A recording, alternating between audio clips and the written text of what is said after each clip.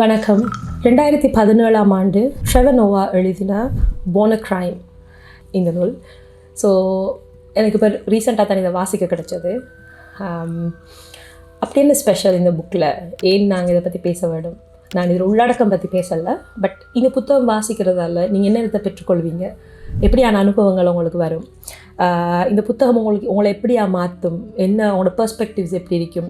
So அது ஒரு அழகான அனுபவம். ஒவ்வொரு நூலும் அதை அணுகிற ஒரு வாசகனுக்கு வித்தியாசமான விஷயங்களை கொடுக்கும். ஸோ இந்த புத்தகம் என்னை பொறுத்த வரைக்கும் எனக்கு அவ்வளோ மனதுக்கு நெருக்கமா, இல்லாட்டி அதை பற்றி பேச வேணும் என்று சொல்கிற அளவுக்கு எனக்கு ஒரு உந்துதலை கொடுக்குறதுக்கு முதலாவது காரணம் இந்த புத்தகத்தில் ஆதர் அவருடைய சைல்ட்ஹுட் நிறைய ரிலேட் பண்ணக்கொள்ளக்கூடியதாக இருந்துச்சு. ஸோ அது எங்களுக்கு ஒரு வேலிடேஷன் மாதிரி இருக்கும். வாவ், நிறைய விஷயங்கள் நாம் யோசிச்சிருப்போம், இப்படி இருக்கும் அப்படி இருக்குமென்னு. பட் நமக்குன்னு ஒரு வேலிடேஷன், இன்னொருத்தர் இதே மாதிரியான ஒரு விஷயத்தை அனுபவிச்சிருக்கிறாங்க, இல்லாட்டி இப்படியான ஒரு விஷயத்தை அவங்க இப்படி பர்சீவ் பண்ணிக்கிறாங்கங்கிற ஒரு விஷயம் நம்மளுக்கு தெரிய வர நேரம் இட் ஃபீல்ஸ் குட்.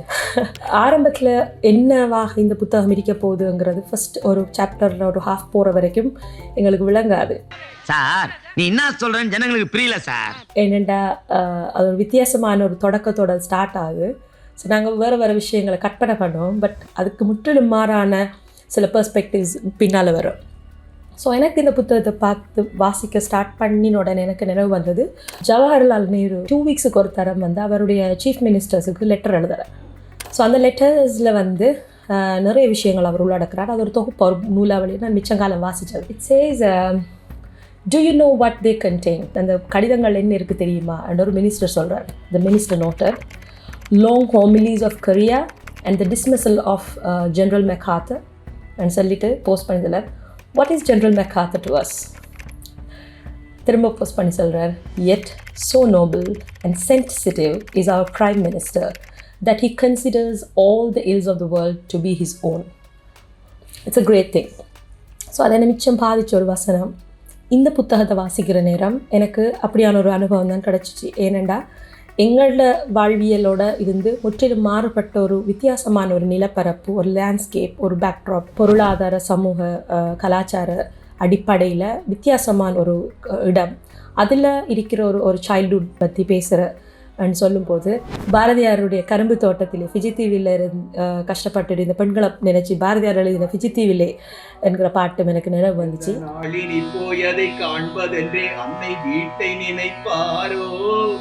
ஏன் நாங்கள் அப்படி யோசிக்க வேணும், எதுக்காக நாங்கள் வாசிக்கணும், எதுக்காக இதெல்லாம் நாங்கள் தெரிஞ்சுக்கணும் அண்டு நிறைய பேர் கேட்குறாக்கள் இருக்கிறாங்க.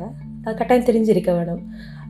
எங்களுக்கு நேரடியாக அவங்கள்ட்ட போகவோ, இல்லை அவங்களுக்கு உதவி செய்யவோ, இல்லாட்டி எங்களால் ஏதாவது ஒரு அவங்களுக்கு ஒரு இது செய்கிறதுக்கோ எங்களுக்கு வாய்ப்பு இருக்குமான்னு தெரியாது. அட்லீஸ்ட் நாங்கள் அதை அறிஞ்சு வச்சிருக்கிறது, அதுக்கு ஒரு பெர்ஸ்பெக்டிவ் இருக்கும். அதை நாங்கள் எல்லா வகையான ஆங்கிள்ஸ்லேயும் இருந்து அதை நாங்கள் உள்வாங்கி கம்ப்ரிஹெண்ட் பண்ணி வச்சிருக்கிறது ஒரு அடிப்படை மனிதாபிமானம். அதே நேரம் இது மாதிரியான விஷயங்கள் எங்களை சுற்றி நடக்கிறதுக்குரிய வாய்ப்பும் இருக்குது. மேபி நடந்திருக்கலாம், நாங்கள் பார்க்காம இருந்திருக்கலாம். ஸோ அப்படியான விஷயங்களை நாங்கள் கவனிக்கிறதுக்கு, அது சம்மந்தமாக நாங்கள் கொஞ்சம் ஒரு அட்டென்ஷன் கொடுக்கறதுக்கு இப்படியான எழுத்துக்கள் எங்களுக்கு உதவி செய்யும். இது எல்லாத்துக்கும் மேலே இவ்வளோ சீரியஸான விஷயங்கள் இந்த புத்தகத்தில் நிறைய சீரியஸான விஷயங்கள் இருக்குது. பட் எந்த இடத்துலையுமே அவர் அதை சீரியஸாக எழுதலை. அது ஒரு எழுத்தாளனை அவரத்து தானே அவருக்குரிய வெற்றி இருக்கிறது நான் நினைக்கிறேன். ஏனெண்டா மிச்சம் ஒரு ஆழமான ஒரு கிராவிட்டியோட இருக்கிற விஷயங்களை ஜஸ்ட் லைக் தேட் பதிவு செஞ்சுட்டு அடுத்தடுத்து நாம தான் டக்குன்னு அப்படி போஸ்ட் பண்ணி நிற்போம், அடே திரும்ப அந்த லைனை வாசிப்போம் ஓ அப்படின்ட்டு. ஸோ நிறைய இந்த புத்தகம் வாசிக்கிற நேரம் பேரலாக நான் நிறைய ஆர்டிகல்ஸ் வாசித்தேன். இதில் இருக்கிற விஷயங்களில் சம்மந்தமாக மேலதிகமான தகவல் எடுத்துக்கிறதுக்காக நான் நிறைய வாசித்தேன். ஸோ அது எனக்கு ஒரு லேர்னிங் ப்ராசஸ். இந்த புத்தகம் ஒரு லேர்னிங் ப்ராசஸ். சொல்லப்போனால் சில இடங்களில் நான் பப்ளிக் பிளேஸில் வச்சு ஒருத்தரம் ஹாஸ்பிட்டலில் வச்சு வாசிச்சுட்டு சத்தமாக சிரிச்சுட்டேன். கஷ்டப்பட்டேன் நான் அந்த சிரிப்பை கட்டுப்படுத்திக் கொள்றதுக்கு. ஏனெண்டா being a stand up comedian, yes, from childhood அவருக்கு அப்படி ஒரு ஃபேஸ் ஒன்று இருந்துச்சு. So he has his own way of storytelling. அது மிச்சம் ஒரு லைட் ஹார்ட்டடாக, பட் இட் லீவ்ஸ் அது ஒரு ஆழமான தடங்கள் எங்களுக்குள்ளே ஏற்படுத்திட்டு தான் அது போகுது. பட் ஸ்டில் அது ஒரு லைட் ஹார்ட்டடாக நாங்கள் ஒரு ஃப்ரெண்டோட கதைச்சி சிரிச்சுட்டு யூனோ வாட் ஹேப்பன் அப்படி பேசுகிற மாதிரி தான் அந்த புத்தகம் ஃபுல்லாகவே இருக்குது. The Queen of England, the ruler of Great Britain, she who was ordained by God. Which God? God, the one true God. There are many gods, my friend. What is the name of your God? There is only one God, and his name is God, and you too shall worship him. You want me to worship a God, but you don't want to tell me his name? இந்த புத்தகம் வாசி முடிஞ்சது பிறகும் ஐயோ ட்ரெவரோட நாங்கள் இல்லையே, இல்லாட்டி அந்த I felt like I was in South Africa and I came back to Sri Lanka. அப்படித்தான் நான் எனக்கு ஃபீல் ஆயிடுச்சு, ஐயோ ஒரு ஃப்ரெண்டை மிஸ் பண்ணிட்டு வரோமே அப்படின்ட்டு. ஸோ அந்த அளவுக்கு நான் திரும்பவும் நான் இதை வாசித்தேன். சில இடங்கள் வந்து எங்களை திரும்ப எங்களுக்கு அது ஞாபகப்படுத்தும், திரும்ப போய் பார்க்க சொல்லும். ஸோ அந்த வரிகளை நினைவு வச்சு திரும்ப போய் பார்க்குறது. ஸோ பெஸ்ட் திங் வந்து இந்த புத்தகத்தில் வெற்றின்னு நான் பார்க்குறேன் வந்து இட்ஸ் நெரேஷன். அது உங்களுக்கு போரே அடிக்காது. நீங்கள் ஃபஸ்ட் பேஜ் அப்படி பெரட்டிட்டு போகல கடைசி பேஜ் வரைக்கும் கம்ப்ளீட் ஒரு entertaining, thought provoking, call it any thing, like எதுவாக அது எவ்வளவும் சொல்லலாம் அதை. ஸோ நான் உள்ளடக்கத்தை மிச்சம் ஆழமாக போகல, என்னோட வந்து வாசிக்கணும், இதை பார்த்துட்டு வாசிக்கணும்னு நினைக்கிறவங்க அதுக்குரிய எக்ஸ்பீரியன்ஸை, அவங்களுக்குரிய ஒரு பர்சனல் எக்ஸ்பீரியன்ஸை குலைக்கக்கூடாது. பட் மோர் தென் ட்ரெவர் இந்த புத்தகத்தில் நான் அதிகம் ரசித்தது வந்து ஹிஸ் மதர். ஒரு தாய் என்கிறாள், அது நான் நிறைய பேர்கிட்ட சொல்கிறது தான். என்னதான் ஒரு குடும்பத்தில் 10 பேரோ 15 பேரோ இருந்தாலும், சமூகம் இருந்தாலும், உறவினர்கள் இருந்தாலும், ஒரு தாய் வந்து ஒரு பிள்ளையில் ஏற்படுத்துகிற தாக்கம் இம்மென்ஸ்.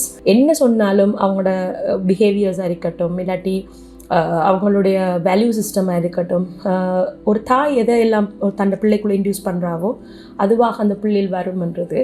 ஸோ அந்த தாய் மகனுக்கு இடையிலான உறவு, அந்த தாய் எப்படிப்பட்டவர். ஸோ சிம்பிளாக சொல்ல போனால் ஒரு மனிதன் நான் யாராக இருக்க வேணும் இந்த சொசைட்டிலேயோ எதுக்காகவோ, இல்லாட்டி எனக்கு நான் யாராக இருக்க வேணுங்கிறத கம்ப்ளீட்டாக நானே டிசைட் பண்ணுறேன் என்று சொல்கிற அந்த கரேஜ். நிறைய பேர் கேட்பாங்க, உங்களுக்கு என்ன, நீங்கள் இப்படி இருக்கிறீங்க, உங்களுக்கு இது சாத்தியமாக இருக்கி, இப்படி இருக்கிறீங்க. அது வந்து யாருமே தங்கத்தட்டில் கொண்டாந்து வச்சு தரல யாருக்கும். You got that. நீங்கள் அதுவாக இருக்கணும் என்று சொன்னால் நீங்கள் நிறைய விஷயங்களை தியாகம் பண்ணணும், நிறைய உழைக்கணும், உங்களுக்குள்ளே இருக்கிற நிறைய விஷயங்களை நீங்கள் வளர்த்துக்கணும், நிறைய சவால்களை, நிறைய விமர்சனங்களை எல்லாத்தையும் கடந்து நாங்கள் ஒரு இடத்துல வார நேரம் தான் அதுவாக நாங்கள் இருக்கலாம். பட் அதில் ஒரு சின்ன ஒரு இழை ஒன்று இருக்குது. என்னன்னு சொன்னால், சிலர் எப்படி யோசிப்பாங்கன்னா வந்து ஓகே எனக்கு எப்படி பிடிச்சதோ நான் அப்படி இருக்கிறேன். நான் அதை சொல்லலை. எங்களுக்கு இருக்கிற ரெஸ்பான்சிபிலிட்டி, ஒரு தாயா, மகளா, ஒரு குடும்பத்தில் ஒரு அங்கத்தினரா, இந்த சமூகத்தில் ஒரு உறுப்பினராக எங்களுக்கு எண்டு இருக்கிற அடுத்தவங்களுக்கு நல்லா இருக்கணும், நாங்களும் நல்லா இருக்கணும், அந்த ஒரு சுமூகமான உறவு எல்லாத்தையுமே யோசித்து எங்களுக்கு எண்டு இருக்கிற கடமைகள்லேருந்து நாங்கள் தவறாமலுக்கு நாங்களாக இருக்கிறது. அதுதான் அந்த ஹைலைட். ஸோ ட்ரெவரோட மதர் வந்து தாய் வந்து அவள் வந்து அப்படியான ஒரு பெண்.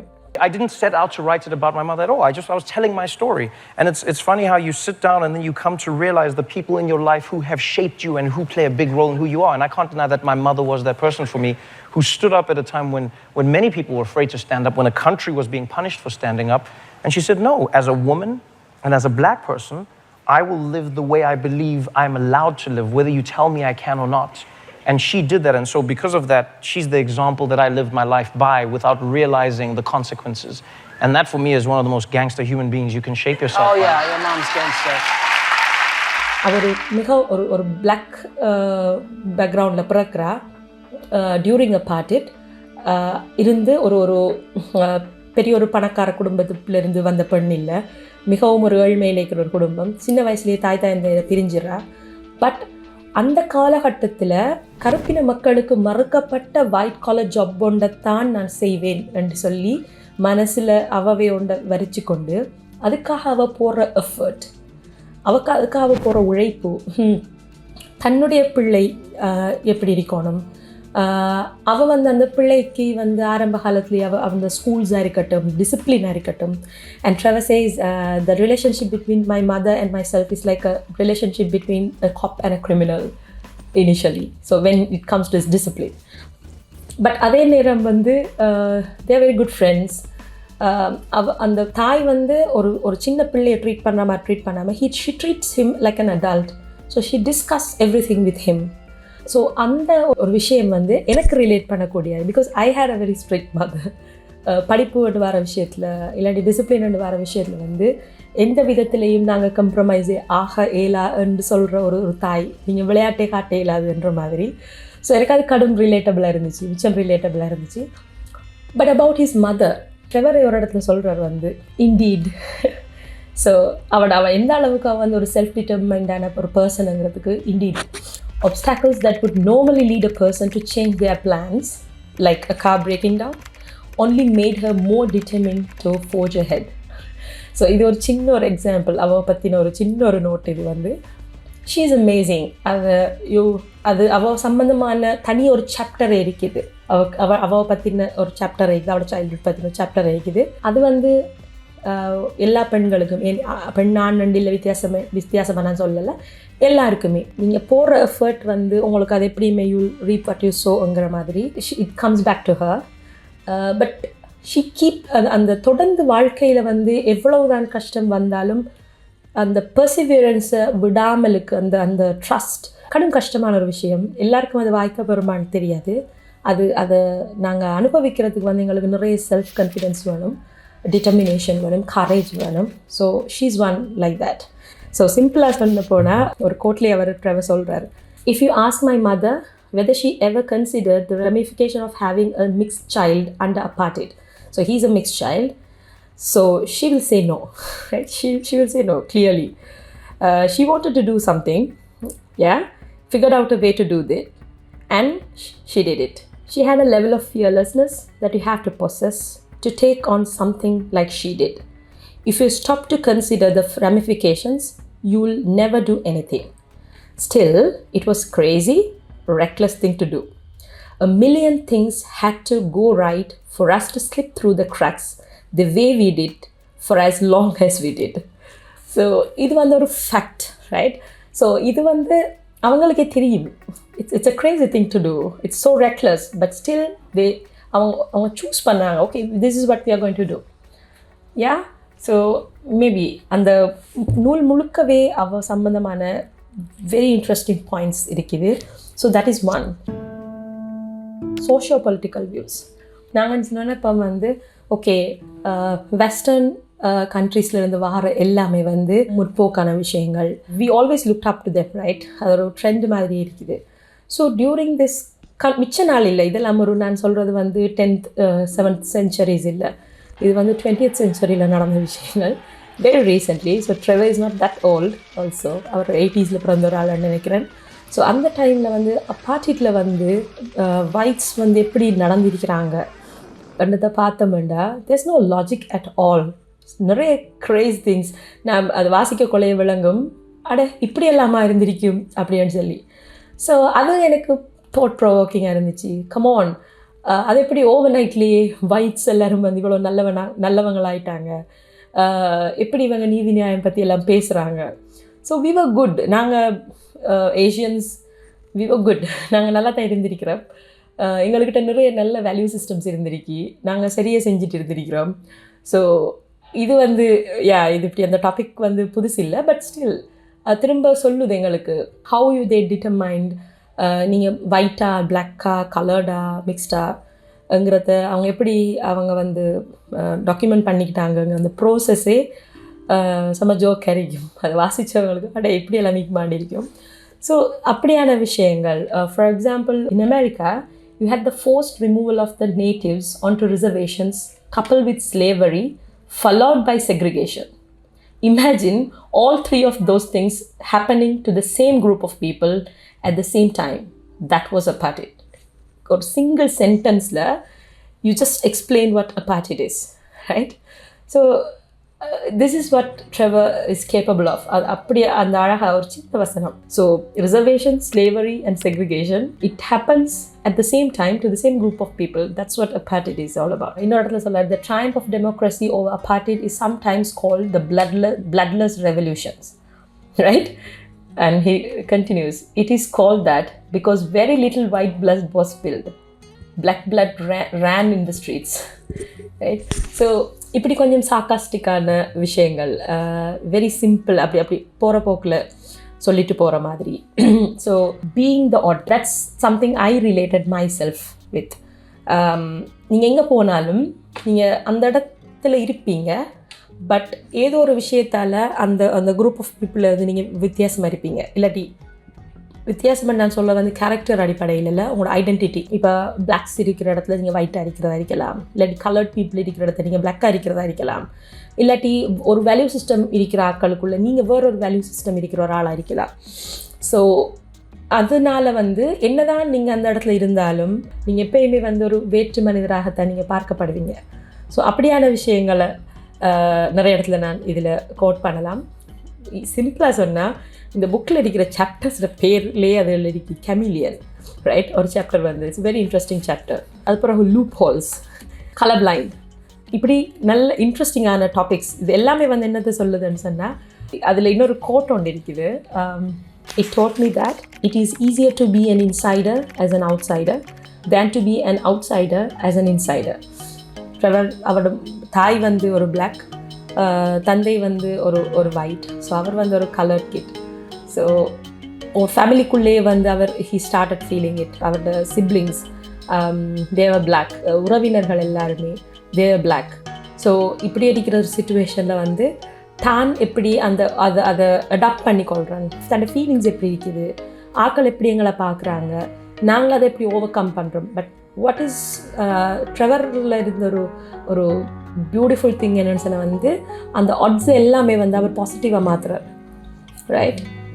அது அழகாக 2-3 சாப்டர்ஸ் இருக்குது. அதில் அந்த ஆட்ஸ் அவர் பாசிட்டிவாக மாற்றுறார். அடுத்து அதே நேரம் வந்து வாழ்க்கை எங்களுக்கு அங்கங்கே விட்டுட்டு போன சந்தர்ப்பங்களை, ஐ மீன் ஆப்பர்ச்சுனிட்டிஸ், எதையுமே நாங்கள் மிஸ் பண்ணாமலுக்கு அதை நாங்கள் பர்சீவ் பண்ணோம்னு சொன்னால் நாங்கள் வெற்றியாளர்கள்ங்கிறத நாங்கள் we can't just sit and wait. As a child he's naughty, but அவர் சொல்கிறார் வந்து I'm not naughty, I'm extremely creative. So என்னை எங்கேஜாக வச்சுருந்தா நான் க்ரியேட்டிவாக இருப்பேன், என்னை எங்கேஜ் பண்ணலாட்டி ஐம் நாட்டி. அதுவும் ஒரு அழகான விஷயம் அவர் சொல்கிறது.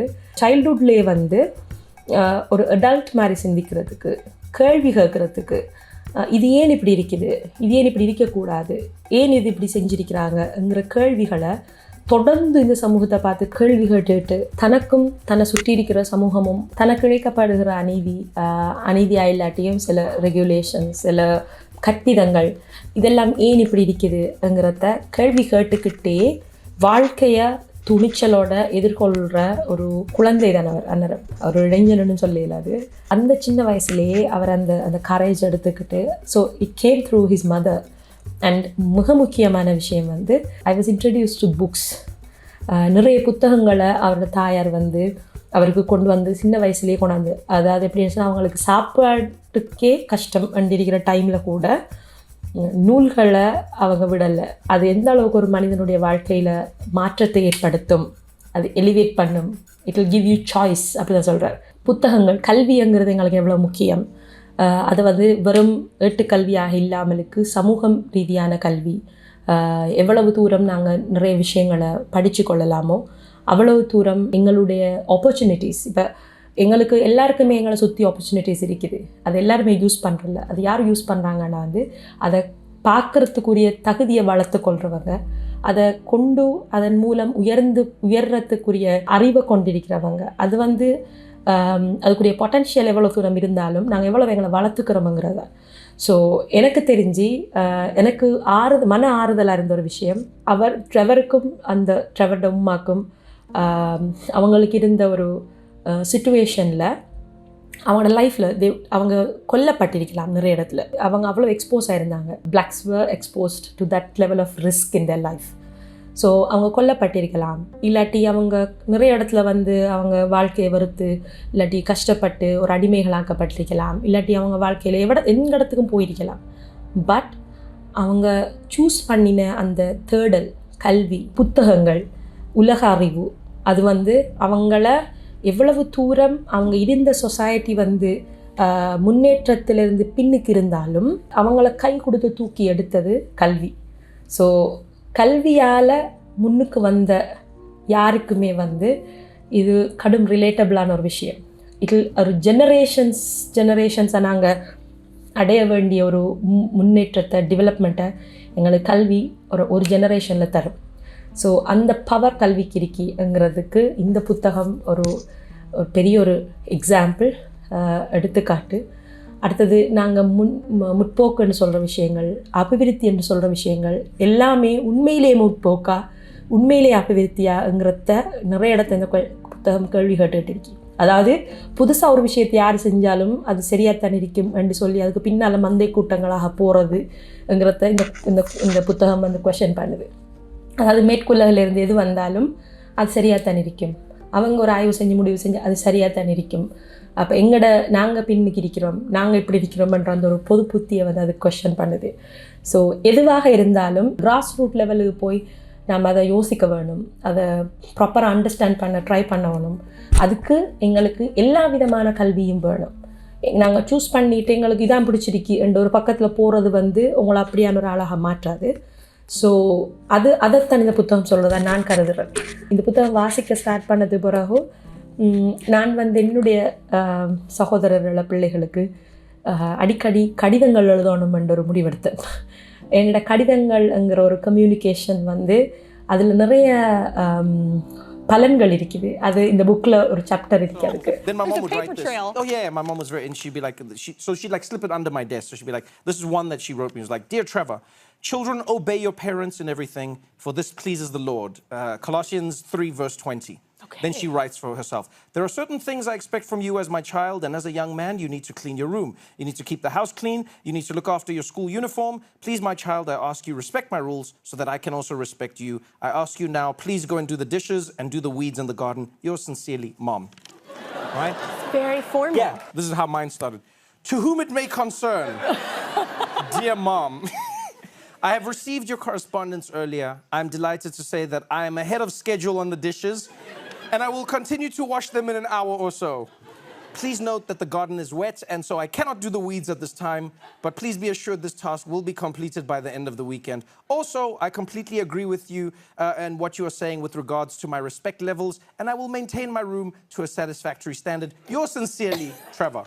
To a satisfactory standard. உங்களோட பிள்ளைகளுக்கு கடிதங்கள் எழுதுங்க. வாய் மூலமாக நாங்கள் பேசுகிற நேரம் அது டிட் ஃபார் டாட் ஒரு ஆர்கியூமெண்ட்டாக மாறதுக்கு சான்சஸ் இருக்கு. ஒரு 10 கொஷின்ஸ் இருந்தால் இல்லாட்டி ஒரு 10 விமர்சனங்கள் இருந்தால் அந்த 10 விமர்சனங்களையும் பொறுமையாக வாசித்து அந்த 10 விமர்சனங்களுக்கும் 10 பதில்களை நல்ல முறையில் எழுதி கொடுக்குறங்கிறது வந்து தங்களை தாங்களே ரிஃப்ளெக்ட் பண்ணுற ஒரு ப்ரோசஸ். ஸோ பிள்ளைகளுக்கு அதை சின்ன வயசுலேருந்தே விட்டுறது நல்லமென்னு நினைக்கிறேன்.